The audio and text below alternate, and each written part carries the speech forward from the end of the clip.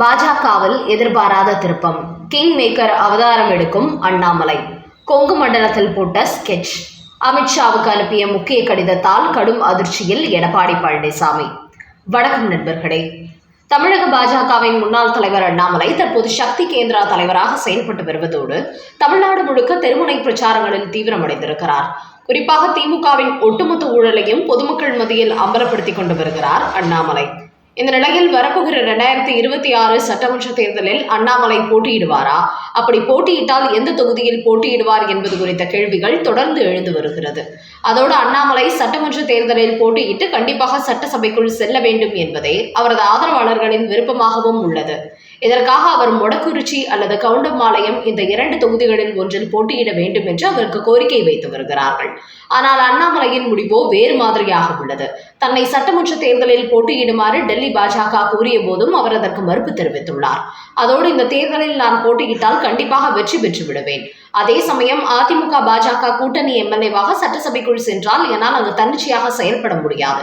கூட்டணி தர்மம் என்கிற பெயரில் அதிமுகவின் செயல்பாடுகளை சாதாரணமாக விமர்சிக்க கூட முடியாத ஒரு சூழ்நிலை தான் ஏற்படும். அப்படி நான் விமர்சித்தால் அது 2 கட்சிகளுக்கும் இடையில் தர்ம சங்கடத்தை ஏற்படுத்தும். என்னை பொறுத்தவரை தேசிய ஜனநாயக கூட்டணி வெற்றி பெற்று ஆட்சி அமைப்பதை வரவேற்கிறேன். ஆனால் ஆளுமைக்காக அதிமுக இருக்கும்போது அவர்கள் செய்வது குறை என்று தென்பட்டால் அதை நான் விமர்சிப்பேன். கூட்டணி கட்சி என்பதற்காக என்னால் கண்டும் காணாமல் போக முடியாது.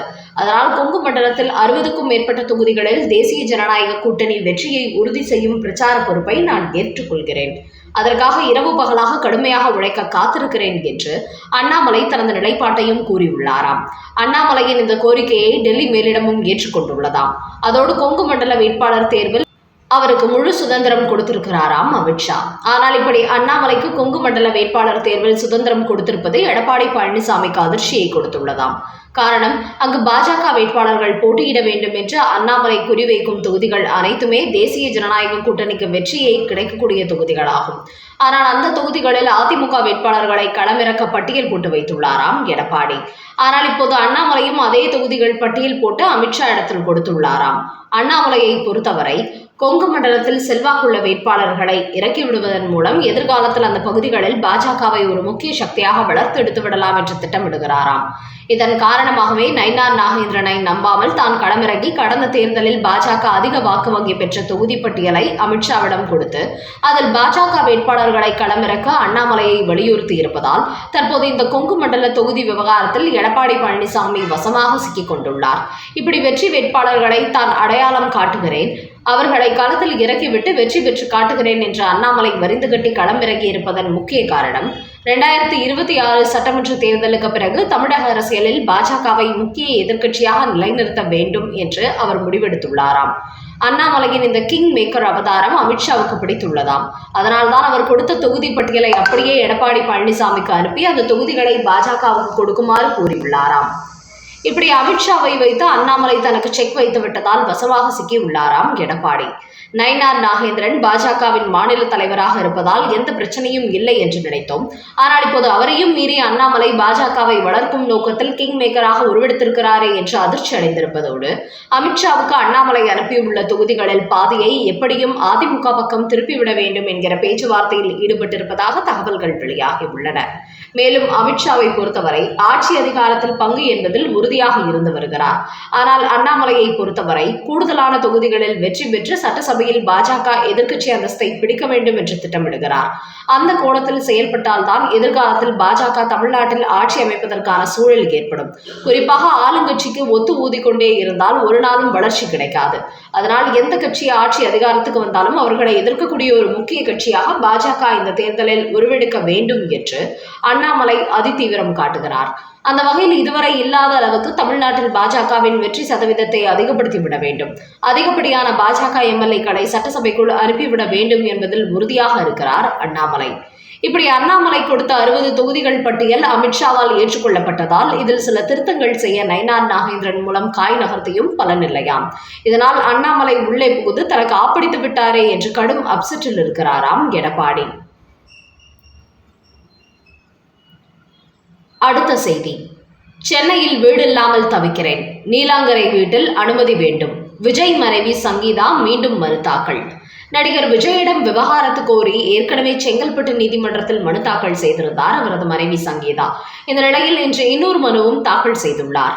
அதில், நான் விவாகரத்து மனு தாக்கல் செய்ததால் என்னை நீலாங்கரை வீட்டிற்குள் விட மறுக்கிறார் விஜய். அதனால் அதற்கு அனுமதி அளிக்க வேண்டும். விவாகரத்து வழக்கு முடியும் வரை தன்னை நீலாங்கரை வீட்டில் தங்கியிருக்க விஜய்க்கு உத்தரவிட வேண்டும் என்று அந்த மனுவில் அவர் கோரிக்கை வைத்திருக்கிறார். அதோடு அந்த வீட்டில் எனக்கும் சரி சமமான உரிமை உள்ளது. ஆனால் அந்த வீட்டில் குடியிருக்க சென்ற போது அவர்கள் என்னை உள்ளே வரக்கூடாது என்று மிரட்டுகிறார்கள் என்றும் புகார் அளித்திருக்கிறார் சங்கீதா. இந்த மனு விரைவில் விசாரணைக்கு வர உள்ளதாம். இது ஒரு புறம் இருக்க, இன்று மாமல்லபுரத்தில் தமிழக வெற்றிக் கழகம் சார்பில் மகளிர் தின நிகழ்ச்சி நடத்தியுள்ளார் விஜய். அப்போது திமுக அதிமுகவை தொடர்ந்து பெண்களுக்கு 2500 உரிமை தொகை வழங்கப்படும் என்று அறிவித்துள்ளார். விஜயின் இந்த தேர்தல் அறிக்கையால் பரபரப்பு ஏற்பட்டுள்ளது. தமிழக அரசியலில் கருணாநிதி காலத்தில் வண்ண தொலைக்காட்சி பெட்டி இலவசமாக வழங்கப்பட்ட நிலையில் கடந்த 2021 சட்டமன்ற தேர்தலுக்கு முன்பு பிரச்சாரத்தின் போது எடப்பாடி பழனிசாமி மாதந்தோறும் பெண்களுக்கு உரிமை தொகை 1500 என்றும் மு.க. ஸ்டாலின் 1000 ரூபாய் என்றும் அறிவித்தார்கள். ஆனால் தொடர்ச்சியாக 10 ஆண்டுகள் அதிமுக ஆட்சி நடைபெற்றதால் அந்த அதிருப்தி காரணமாக திமுக கடந்த முறை வெற்றி பெற்றுவிட்டது. இந்த நிலையில் தற்போது இந்த தேர்தலில் எடப்பாடி பழனிசாமி அதிமுக கூட்டணி வெற்றி பெற்றால் மாதந்தோறும் மகளிருக்கு 2000 ரூபாய் உரிமை தொகை வழங்கப்படும் என்று அறிவித்துள்ள நிலையில் மு.க. ஸ்டாலினும் 1000 ரூபாயிலிருந்து 2000க்கு மாறிவிட்டார். இந்த நிலையில் இன்றைய தினம் மாமல்லபுரத்தில் மகளிர் தின விழா கொண்டாடிய தமிழக வெற்றிக் கழகமும் தங்களது தேர்தல் இலவசங்களை பட்டியல் போட்டுள்ளது. அதில் தமிழக வெற்றிக் கழகம் வெற்றி பெற்றால் மகளிருக்கு மாதந்தோறும் 2500 உரிமைக்காக வழங்கப்படும் என்று அறிவித்துள்ளார் விஜய். அதிலும் திமுகவை போன்று தகுதி வாய்ந்த மகளிருக்கு என்று சொல்லாமல் 60 வயதுக்கு உட்பட்ட அனைத்து மகளிருக்கும் மாதம் 2500 வழங்கப்படும் என்று அறிவித்திருக்கிறார்.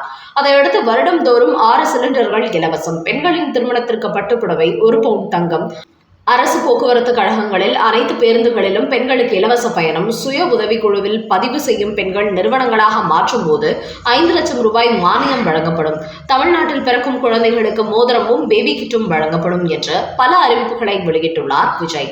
திமுகவை பொறுத்தவரை இந்த தேர்தலில் தங்களுக்கு போட்டியாக அதிமுக மட்டுமே பல அதிரடி அறிவிப்புகளை வெளியிடுவார்கள் என்று எதிர்பார்த்தார்கள். ஆனால் தமிழக வெற்றிக் கழகமும் இந்த அளவுக்கு அறிவிப்பார்கள் என்று எதிர்பார்க்காத நிலையில் திமுகவுக்கு பலத்த அதிர்ச்சி கொடுக்கும் வகையில் பல இலவச அறிவிப்புகளை வெளியிட்டுள்ளார் விஜய்.